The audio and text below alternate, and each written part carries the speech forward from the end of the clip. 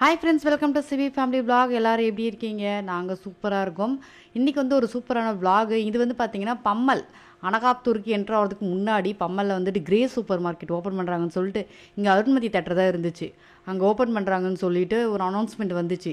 நாங்கள் போகிறப்பெல்லாம் பார்த்தோம். சரி இதில் போய் பார்த்துட்டு வந்துடலாம்னு சொல்லிட்டு போய் பார்த்தா ஏமாந்து தான் வந்தோம். ரீசன் பார்த்தீங்கன்னா வெள்ளிக்கிழமை தான் ஓப்பன் பண்ணுறாங்க. நாங்கள் போனது வியாழக்கிழமை நைட்டு, ஆனால் வெள்ளிக்கிழமை தான் ஓப்பன் பண்ணுறாங்க அப்படின்னு சொன்னோன்னே ஏமாந்து வந்துட்டோம். ஸோ வெள்ளிக்கிழமை தான் போகலான் இருக்கோம். அதாவது இன்றைக்கி இன்றைக்கி ஈவினிங் நான் மத்தியானமாக போயிட்டு வீடியோலாம் எடுக்கலாம், போய் பார்க்கலாம், வீடியோ அலோடானு தெரியல அப்படிலாம் யோசிச்சுட்டு இருந்தோம். ஆனால் யார் நான் வந்ததுக்கப்புறம் தான் போகணும் அப்படின்னு சொல்லிட்டான். ஸோ வெள்ளிக்கிழமை எப்பயும் போல் எனக்கு தெரிஞ்ச 4 கோலத்தில் ஒரு கோலம் போட்டுட்டு, ஆனால் இங்கே மேலே மொத்தம் 3 வீடு இருக்கா. நம்ம சென்டர் இந்த பக்கம் ஒன்று, இந்த பக்கம் ஒன்று. அவங்க நான் வந்ததுலேருந்து பார்த்தா இது வரைக்கும் கோலம் போட்டு நான் பார்த்ததே இல்லை. மேபி இந்த பொங்கல் தீபாவளி இந்த மாதிரி போடுவாங்களான்னு தெரியல. அதனால் நான் சின்னதாக அதிலும் அந்த இடத்துல போட்டாலும் பெருசாக தெரிய மாட்டேங்குது. அதனால் சின்னதாக ஒரு கோலத்தை போட்டுட்டு அதுக்கப்புறம் பார்த்திங்கன்னா வெள்ளிக்கிழமை வீடு நீட்டாக தான் இருக்கும் அந்த பசங்க வர வரைக்கும். அதுக்கப்புறம் பார்த்திங்கன்னா ரொம்ப மோசமாயிரும். அதுவும் இந்த இடத்த நான் என்ன தான் நினச்சாலும் என்னால் க்ளீன் பண்ண முடியல. ஏதாவது ஒரு பேகு புக்ஸ்னு ஏதாவது ஒன்று வச்சிட்றாங்க. அதுக்கப்புறம் ஃபுல்லாக விளக்கேற்றி முடிச்சு நல்லா சாமியெல்லாம் கும்பிட்டு முடிச்சுட்டு அதுக்கப்புறம் என்னடா பண்ணுறது, இன்றைக்கி நிறைய வேலை இருக்கே அப்படின்னு சொல்லி யோசிச்சுட்டே இருந்தேன். அதுக்கு முன்னாடி ரொம்ப நாளாக ஒரு வேலை எனக்கு உறுத்திட்டு இருக்கு, இதை பண்ணணும் அப்படின்னு சொல்லிட்டு. எந்த வேலைன்னு பார்த்தீங்கன்னா இந்த வேலை தான். இது வந்ததுலேருந்தே பார்த்திங்கன்னா இந்த மணி பிளான்ட் வச்சுருக்காங்க. தண்ணி நான் ஊற்றவே இல்லை. எனக்கு என்ன டவுட்டுன்னா, நமக்கு சைடில் ஒரு வீடு இருக்குல்ல அவங்களோடதோ அப்படின்னு நினச்சிட்டே இருந்தேன். ஆனால் பார்த்தீங்கன்னா இந்த பக்கம் நம்ம வீட்டை ஒட்டி இந்த பக்கம் இருக்குல்ல, ஸோ நம்மளதாக தான் இருக்குன்னு சொல்லிட்டு சரி யார் தான் இருந்தால் என்ன, செடி மட்டும் வாடிட்டே இருக்கே, தண்ணி இல்லாமல் இருக்கே அப்படின்னு சொல்லிட்டு ஃபுல்லாக ஃபில் பண்ணிடலாம் அப்படின்ட்டு இன்றைக்கி தான் இந்த வாட்டர் பாட்டிலில் இருக்கிற இலையெல்லாம், அதை காஞ்சி போன இலையெல்லாம் எடுத்துட்டு பிரிச்சுட்டு அவங்க சூப்பராக வாட்டர் பாட்டிலுக்கு நல்லா கயிறை கட்டி ஒரு ஹேங்கிங் மாதிரி வச்சு மாட்டி விட்டுட்டாங்க. மீதி எல்லாத்துலேயும் மாட்டியிருப்பாங்க போல். ஆனால் இந்த பக்கம் ஃபுல்லாக மணி பிளான்ட் வளர்ந்துச்சு அப்படின்னா பசுமையாக இருக்கும், நல்லாவும் இருக்கும் பார்க்குறதுக்கு. சரி நம்மளால் முடிஞ்சதை செஞ்சிரும் அப்படின்னு சொல்லிட்டு ஃபுல்லாகவே எடுத்துகிட்டு மாற்றிடலாமான்னு யோசித்தேன். ஆனால் ஓகே சரி இருந்த வரைக்கும் உள்ள பாசியெல்லாம் இருந்ததா, மேபி அது மாற்றாமல் இருந்தால் அதில் கூட வளர்கிறதுக்கு வாய்ப்பு இருக்குல்ல. ஆனால் இது வரைக்கும் வாடவே இல்லை பாருங்கள். நாங்கள் இந்த வீட்டுக்கு மார்ச்சில் வந்தோமா, ஏப்ரல் மே ஜூன் ஜூலை, இது பாருங்கள் ஜூலை இன்னும் வரல, 3 மாதத்துக்கிட்ட ஆக போகுது. 3 மாதமாக தண்ணி இது வரைக்கும் நான் அதுக்கு ஊற்றுனதே இல்லை. லாஸ்ட்டாக இருந்தவங்க எப்போ இல்லை தண்ணி ஃபில் பண்ணாங்கன்னு தெரியல. ஆனால் குறையவே இல்லை, முக்கால்வாசி தான் காலியாக இருக்குது, மீதி அப்படியே தான் இருக்குது. அதனால் சரி ஓகே ஃபில் பண்ணிடுவோம் அப்படின்னு சொல்லிட்டு பாருங்கள். அதுவும் துளிர் வந்துட்டே தான் இருக்குது, வேர் நல்லா அடி வரைக்கும் விட்டுருக்கு, துளிரும் வந்துட்டு இருந்துச்சு. ஸோ மணி பிளான்ட் வளர்ந்தால் நல்லது தானே. மணி பிளான்ட் வளர்ந்தால் மணி வீட்டில் வளரும்னு சொல்லுவாங்க. அது உண்மையோ பொய்யோ, ஆனால் செடி பாடக்கூடாதுன்றதுக்காக சரி தண்ணியை மாற்றிடலான்னு சொல்லிட்டு அதிலே மாற்றிடலாம் அப்படின்னு முடிவு பண்ணிட்டோம். அதனால் எல்லாத்துலேயுமே தண்ணி ஃபில் பண்ணியாச்சு. இது கொஞ்சம் வளர்ந்து அப்படியே கீழெல்லாம் தொங்குற மாதிரி வந்துச்சுன்னா அழகாக இருக்கும் பார்க்க. வீட்டுக்குள்ளே என்டர் ஆகும்போது இந்த பக்கம் எத்தனை ஹேங்கிங் 2, அதுக்கப்புறம் நடுவில் 4, அதுக்கப்புறம் மேலே 2. அதே போல் சைட்லேயும் பார்த்தீங்கன்னா மேலேருந்து கீழே வரைக்கும் ஹேங்கிங் பண்ணியிருக்காங்க, ஹேங்கிங் அதே போல் போட்டிருக்காங்க. ஸோ ஒன்று இதுக்கு இந்த பிளாஸ்டிக் செடி மாதிரி இருக்கும்ல, அந்த மாதிரி வாங்கி மாட்டிட்டோம்னாலும் அழகாக இருக்கும் என்ட்ரன்ஸில். அப்படி இல்லைனாலும் இந்த மாதிரி மணி பிளான்ட் வச்சுட்டாலுமே மேலே ஒன்று வச்சுட்டாலே போதும். ஒன்று வச்சு நம்ம அப்படியே அந்த ஹேங்கிங்கில் வளைச்சி விட்டுட்டோம் அப்படின்னா அது ஃபுல்லாகவே படர்ந்த மாதிரி அழகாகவும் இருக்கும். நான் அப்படி யோசிச்சு வச்சுருக்கேன். ஆனால் அது நல்லா வளர்ந்து வரணும். அதுக்குள்ளே வீடு லீஸ் முடிஞ்சு வீடை காலி பண்ணியிருக்கேன்னு சொல்லிடுவாங்க போல். அதுக்குள்ளே வந்துருமான்றது தெரியல. நான் அப்படி யோசிச்சு வச்சுருக்கேன். வீட்டுக்குள்ளே ஒன்று வச்சுருக்கேன்ல, அதை வெளியே வச்சு பண்ணலாமா அப்படின்னு சொல்லிட்டு திங்க் பண்ணிக்கிட்டே இருக்கேன். இவர்கிட்டையும் சொன்னேன், உள்ளேயே நல்லா வளர்ந்துட்டுருக்கு, வெளியே வைக்கிறேன்னு சொல்லி இது பண்ணிடாத அப்படின்ட்டு இருந்தார். பரவாயில்ல நான் எப்படியாவது பண்ணிடுவேன் அப்படின்னு சொல்லிட்டு. அதே போல் இந்த மாதிரி பைப்பும் வச்சுருந்தாங்க. அந்த தண்ணி அதுலேயே ஈரப்பதமாகவே இருக்கிறதுக்காக வச்சுருந்தாங்க. நாங்கள் எதையுமே எடுக்கலை, ஜஸ்ட்டு தண்ணியை மட்டும் ஃபில் பண்ணி அப்படியே வச்சுருக்கேன். அதுக்கப்புறம் ஒரு வாரம் கழித்து தண்ணியவே ஃபுல்லாகவே வாட்டர் பாட்டில் எடுத்து எல்லாத்தையும் மாற்றிடலாம் அப்படின்னு இருக்கு. ஏதாவது சேஞ்சஸ் தெரியுதான்னு பார்த்துட்டு. ஏன்னா எனக்குமே இது ரொம்ப ஆர்வமாக இருக்குது பார்க்கணும் அப்படின்னு சொல்லிட்டு.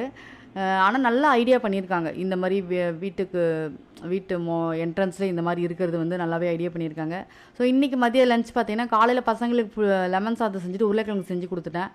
எங்களுக்கு பார்த்திங்கன்னா மதியானம் ரைஸ் இருக்குது, உருளைக்கிழங்கு இருக்குது, ரசம் மட்டும் வச்சலாம். கொஞ்சம் உடம்பு முடியல, சரி அதனால் ரசம் வச்சலாம். உடம்பு சரியில்லைன்னா குழம்பு செய்ய முடியாத அளவுக்கு இல்லை, சாப்பிட முடியாத அளவுக்கு உடம்பு சரியில்லை.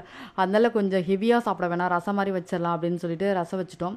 நான் என்னோட மெத்தடில் தான் ரசம் வச்சுருக்கேன். எங்கள் அம்மா இப்படி தான் வைப்பாங்க.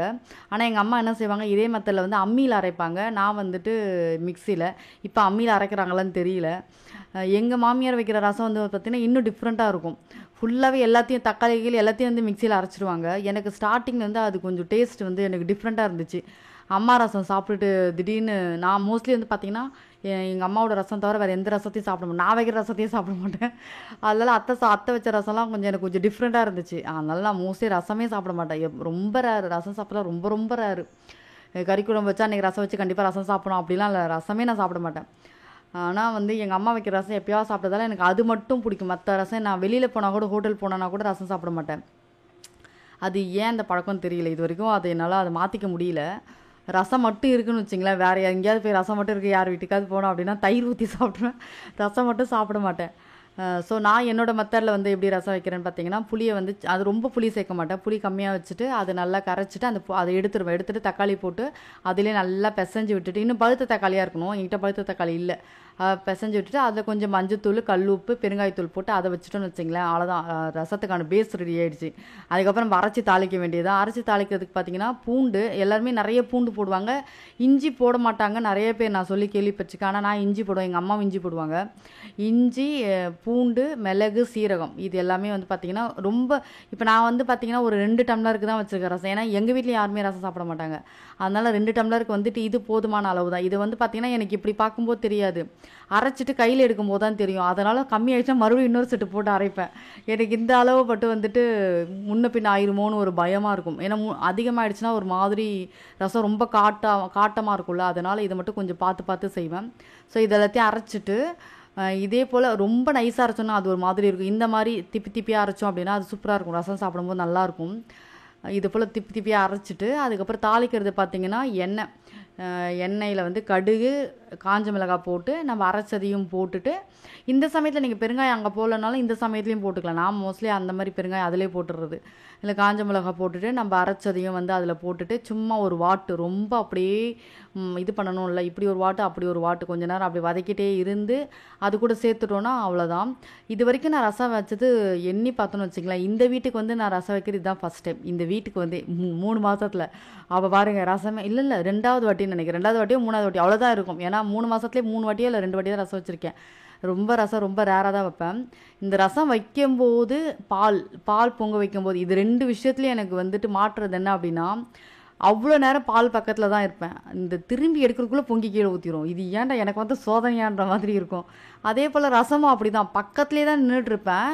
கரெக்டாக அந்த பபுள் வர சமயத்தில் எப்படி தான் நான் போவேன்னு எனக்கே தெரியாது. வந்து பார்த்தா ரசம் கொதிச்சுட்ருக்கோம், டக்குன்னு அப்புறம் ஒரு 1/4 டம்ளர் பச்சை தண்ணியை ஊற்றி ஆஃப் பண்ணி விடுவேன். அதனால் இந்த வாட்டி என்னதானாலும் நகரவே கூடாதுன்னு நான் அங்கேயே நின்றுட்டுருந்தேன். அது இல்லாமல் ரசத்துக்கு முக்கியமான ஒரு பொருள் பார்த்தீங்கன்னா கொத்தமல்லி அதில் இல்லாத ரசம், எங்கள் அம்மாவில் கொத்தமல்லி இல்லைன்னு வச்சுக்கலாம் ரசமே வைக்க மாட்டாங்க. ரசம் வைக்கிற அன்றைக்கி இன்றைக்கி ரசம் வச்சு ஆகணும் அப்படின்னும் போது கொத்தமல்லி கிடைக்கல, இல்லைன்னா ரசமே வைக்க மாட்டாங்க. ஸோ கொத்தமல்லிக்கு அவ்வளோ பவர்ஃபுல் இருக்குது இந்த ரசத்துக்கு, ஏன்னா கண்டிப்பாக அது எல்லாருமே போடுவாங்க. நான் வந்து எக்ஸ்ட்ரா ஃபிட்டிங் போட்டு சொல்லியிருக்கேன், எங்கள் அம்மா வைக்க மாட்டாங்க தான் உண்மையிலே, ஆனால் இந்த கொத்தமல்லி இதே எக்ஸ்ட்ரா ஃபிட்டிங் போட்டு சொல்கிறேன். இருந்தாலுமே பார்த்தீங்கன்னா நான் நகரவே இல்லையா, அங்கேயே தான் நின்றுருந்தேன், வீடியோவும் ஆன் பண்ணி அப்படியே தான் வச்சுட்டு இருந்தேன். ஸோ இந்த பக்கம் லைட்டாக அந்த பபுள்ஸ் வந்து லைட்டாக அந்த கொதி வர சமயத்தில் வந்துட்டு டக்குன்னு ஆஃப் பண்ணிட்டு மூடிட்டேன். அவ்வளோதான், இன்றைக்கி ரசத்தை கொதிக்க வைக்கக்கூடாதுரா அப்படின்னு இருந்தேன். ஸோ சூப்பராக வந்துருச்சு. உங்கள் வீட்டில் எல்லா வீட்லேயும் என்ன மதிய சமையல்? இன்றைக்கி வந்து சாம்பார் வைக்க வேண்டியது, என்னால் சாம்பார் வைக்க முடியல, ஏன்னா நேற்று தான் நான் சாம்பார் வச்சுருந்தேன், அதனால் ரசத்தோடு நாங்கள் முடிச்சிட்டோம். இந்த வீடியோ கண்டிப்பாக உங்களுக்கு ரொம்ப பிடிச்சிருக்கும்னு நம்புகிறேன். நான் அடுத்து வந்து சூப்பரான வீடியோவில் உங்கள் எல்லாரையுமே வந்து சந்திக்கிறேன். அது வரைக்கும் பாய்.